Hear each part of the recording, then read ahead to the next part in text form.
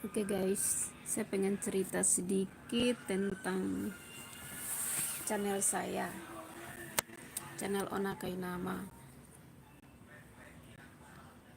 Ini saya punya lagu kan baru dua lagu.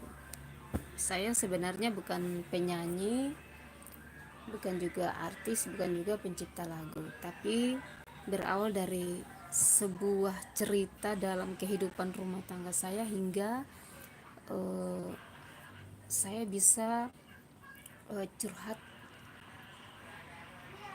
curhat tulis di buku seperti itu. Jadi ketika saya tulis, saya bikin sebuah lagu yang menceritakan tentang eh, apa yang sedang saya alami. Nah, hingga menjadi sebuah lagu seperti itu. Karena kadang kalau kita curhat untuk teman atau siapapun, bahkan orang lain, belum tentu orang itu bisa pegang rahasia kita, sehingga saya harus tulis di sebuah buku.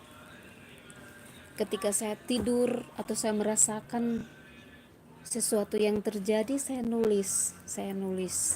Nah, terjadilah sebuah lagu. Yang pertama itu eh, judul lagunya Jangse Buang Luka, gitu ceritanya.